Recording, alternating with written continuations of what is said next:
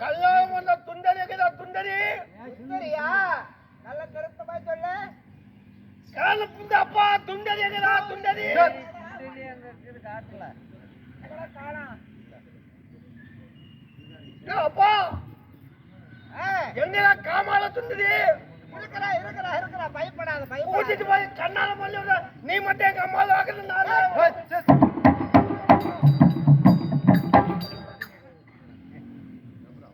ஓய் மாமா மருமகனே துரியோதனா நான் வந்துட்டோம் என் மாப்பிள்ளை கூட்டி சென்று அப்படியா அரமனை தேடி வந்துட்டேன் போது கல்யாண பந்தலில் இருக்கின்றோம் மாமா மாமா துண்டரி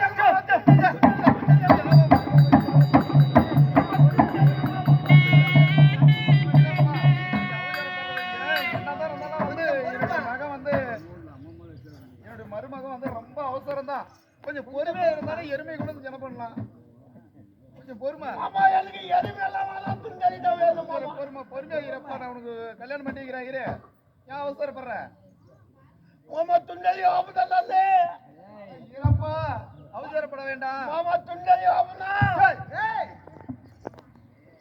இதெல்லாம் வந்து மருமகன் மாமனார்கிட்ட பேசுறது துண்டலி பாப்பனா தேவத்து பண்ணி மாமா சுந்தரி பாப்பனான்னு கேக்குறாரு கொஞ்சம் காது கேட்கல தான் சரி என்னுடைய மகள் ஐயா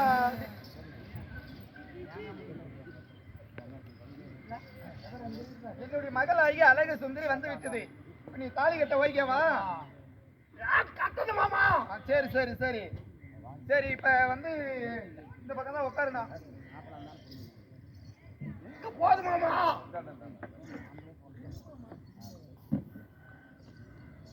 ஐ துண்டலி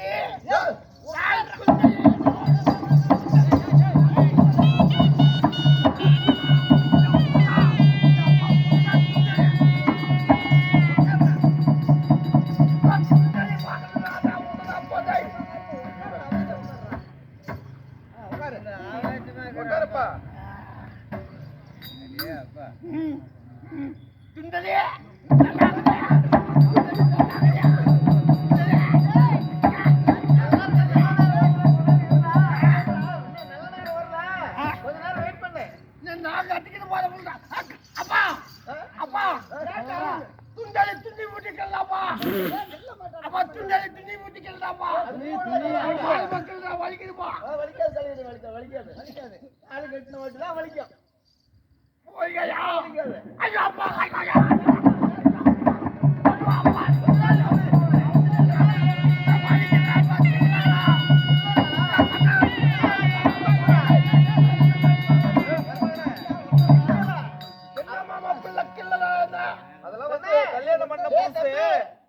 கல்யாணம் பண்ணி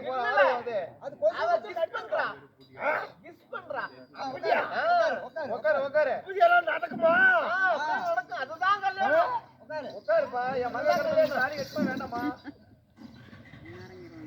உட்காரு அப்பா ஐயோ அப்பா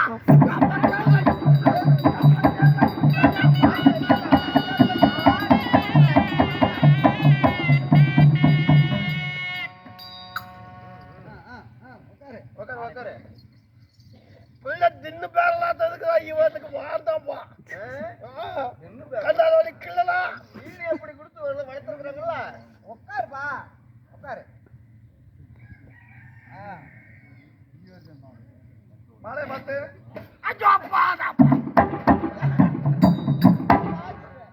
கண்டாலி கிள்ளதா பார்த்தேப்பா இவன் கிள்ளுறதுல எனக்கு பிழி வருதுடா தாலி கட்டான் எனக்கு பிழி வருதுடா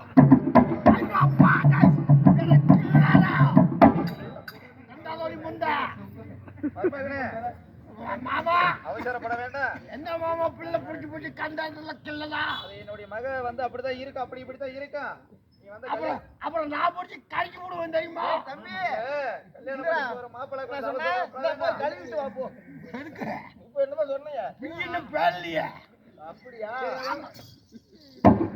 மருத்துவம் பண்ற சேட்டை பார்த்தா ரொம்ப ஓவரா படி அவன் மட்டும் கிள்ளதா கம்மன் எதுக்கு நான் ஒரு கறி கழிச்சுக்கிறேன் புள்ள வந்து அப்படி பண்ணாது அதாவது மாலை பாத்துக்கணும் மாலை மாத்தணும்ல எங்க மாலை மாலை தான் கொண்டு வரீரு மறுபடியும் கிள்ளதா கட்டி விடுவோம்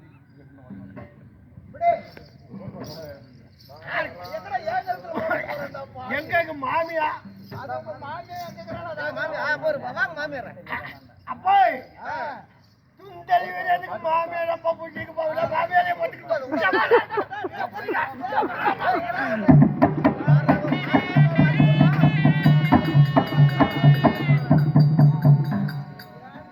இல்ல மாமா அப்பா கண்டத்துல புடிக்கல அதுக்கு வந்து மாமியா தெரியாதா? மாமியா எனக்கு ரொம்ப புடிச்சிருக்கு அவளை கத்திக்குது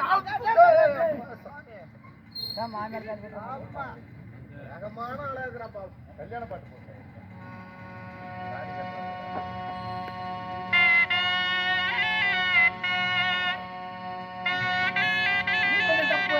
நீங்க சப்ப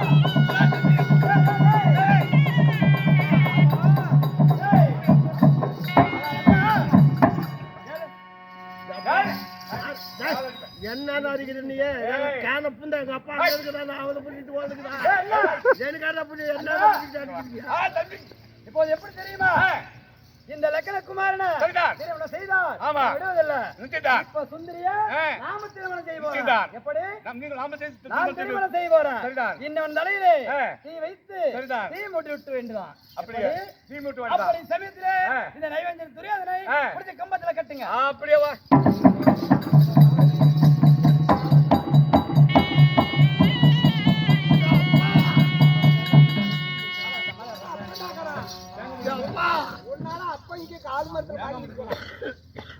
ஏன்னாப்பா துண்டலி எனக்கு கல்காதா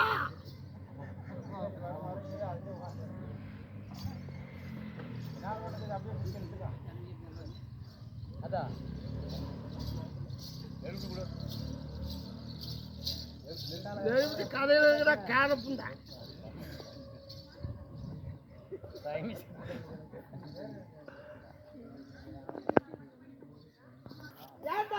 ஏன்னா நானா உனக்கு என்ன கல்யாணம் பண்ணி கொடு கல்யாணம் பண்ணி வைன்னு காட்டேன் ஏண்டா கல்யாணம் ஆட்டி காட்டி என்ன கல்யாணம் ஆட்டி காட்டி கொண்டு வந்து அவமானம் போட்டு விட்டீங்களா ஆனால் அண்ணா எப்படி தெரியுமா இப்போது கமலை சுந்தரினா திருமணம் செய்வது ஆனா இருந்தாலும் நைவேஞ்சனா இருந்தாலும் அவரும் நமக்கு ஒரு பெரிய பதம் வாழ்க்கைக்குள்ள பாவமாக இருக்கின்றது இப்படி ஒரு மங்கையால மாலை முடிப்பதற்கு இப்படி கட்டி போட்டு செய்யக்கூடாதல்ல அண்ணா அண்ணா இருந்தாலும் இருக்கட்டும் அவனை கட்டி அவுத்து விடுங்க சரி அப்படியே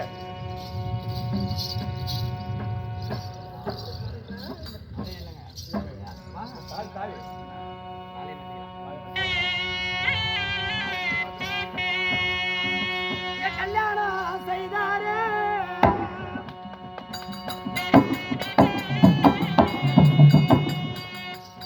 நல்ல முகத்தில இங்க கல்யாணம் செய்தாரே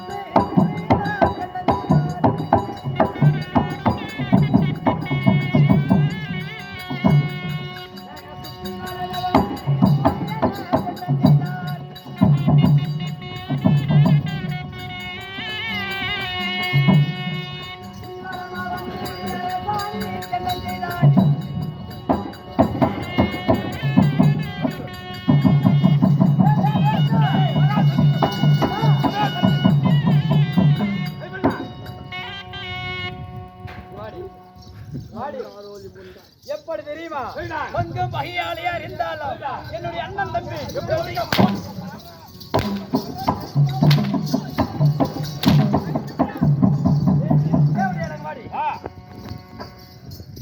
நாங்க வந்து பங்கும் பகையாளியா இருக்கலாம்.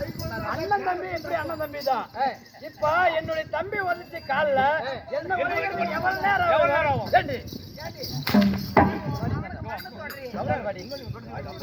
என்ன உதைச்ச என் தம்பி உதைச்ச மாதிரி என்ன எட்டி உதைக்கிறதுக்கு எவ்வளவு நேரம் ஆகும்? அண்ணா அதாவது எப்படி தெரியுமா? எப்படி? அதாவது நம்ம சுத்தி வரும்போது தெரியாம தவறி காலு பட்டு விட்டது மாமா. யாரு நீயா? உண்மைதான். உன்னை பார்த்தாலே எனக்கு தெரியுது எங்க ஓடி ஒளியிருந்த.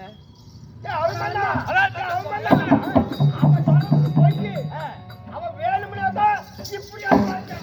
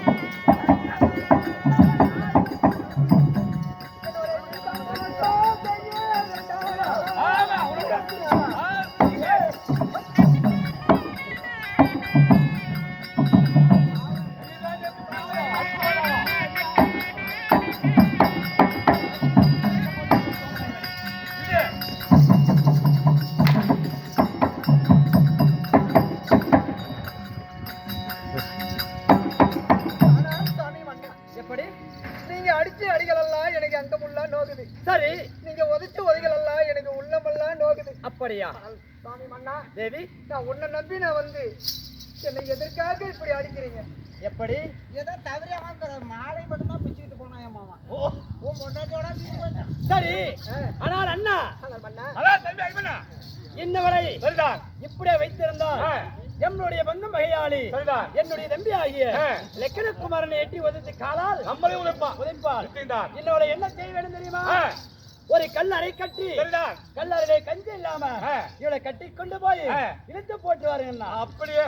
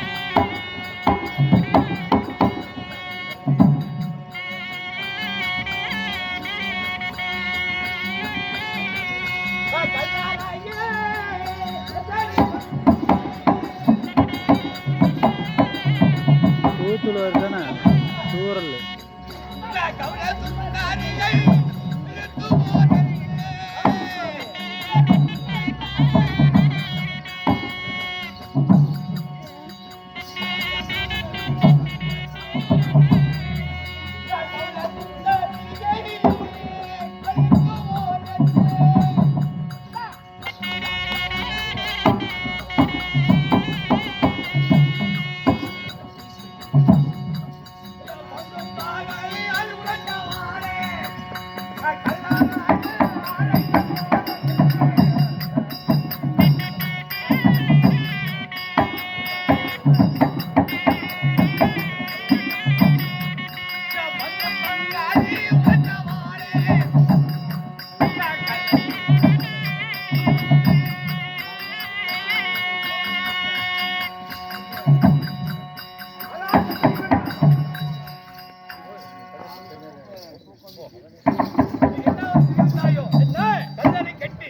இந்த கல்லறை கட்டி கஞ்சி தண்ணி இல்லாமல் கமலசுந்தரி உள்ளே போட்டு விட்டாயா?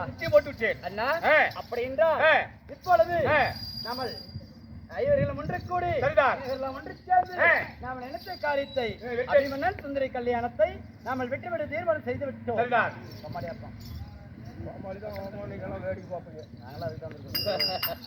அறிவேர் மகாஜனங்களே, ஆனால் அபிமன்னன் சுந்தரி மாலை என்ப நாடகம் ஏட்டிலே உள்ளவரை எங்களால், அதாவது அத்திபுரத்து வேந்தனுக்கு திரியாதனுடைய மகனாகிய லட்சணகுமாரனுக்கு திருமணம் செய்வதாக சொல்லி, அதாவது இது கண்ணன் நடத்திய நாடகம். அப்படி நடத்தி கொண்டிருக்கும் வேளையில் அதே சமீபத்தில் அபிமன்னனுக்கும் அதாவது சுந்தரிக்கும் 5 சிறு வயது அறியா பருவத்திலேயே இருவருக்கும் ஒரு அதாவது ஒப்பந்தம் ஒன்று உள்ளது. இருவரும் திருமணம் செய்து கொள்வோம் என்று சொல்லி அதற்காக அபிமன்னன் திருமணம் செய்து மணவரை சுத்தி வருகின்ற பொழுது, ஆனால் இவனெல்லாம் ஒரு ஆடவன், இன்னவன் நம்மை மடக்க வந்து விட்டானா என்று சொல்லி அதாவது லட்சணகுமாரனை பார்த்து சுந்தரியானவள் எட்டி உதைத்தாள். 1000 சடவலுக்கு ஏற்றி அமர வைத்து திருமணம் செய்கின்ற பொழுது சுந்தரியானவள் எட்டி உதைத்தாள். எட்டி உதைத்த உடனே அபிமன்னன் பார்த்தான், என்னை உதைத்தால் வேறு, என் பங்காளியாகிய என் அண்ணனை உதைத்தால் வேறா என்று சொல்லி கல்லற சிறையில் அடைத்து விட்டார். திருமணம் செய்ததோடு கல்லற சிறையில் அடைத்து விட்டார். ஆனால் அபிமன்னன் சுந்தரி மாலை என்னும் நாடகம் ஏட்டிலே உள்ளவரை எங்களால் தெரிந்த வரைக்கும் நாங்கள் எடுத்து ஓதினோம். எங்களுடைய நாடகம் இத்துடன் முடிவிட்டது. அனைவரும் ஜோராக ஒரு முறை கைதட்டுக்கு பார்க்கலாம்.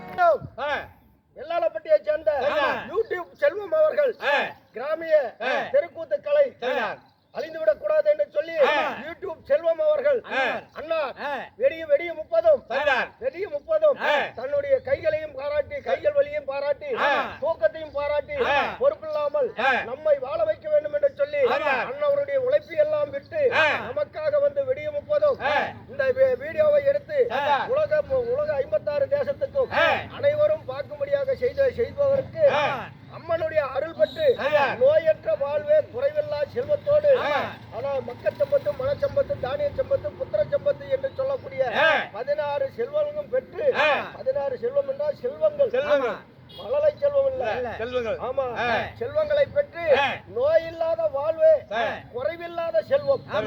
அப்படி அம்மனுடைய கடக்கன் பார்வையால் அன்னாருடைய குடும்பம், அவர் பெற்ற பிள்ளை, பேர பிள்ளை, செய்யும் தொழில், செல்லும் இடம் அம்பாள் அருகிலிருந்து அன்னவரை வாழ வைக்க வேண்டும், இந்த ஊர் பொதுமக்களையும் வாழ வைக்க வேண்டும், நம்மையும் வாழ வைக்க வேண்டும் சொல்லி அம்பாளை பிரார்த்தனை செய்கிறேன்.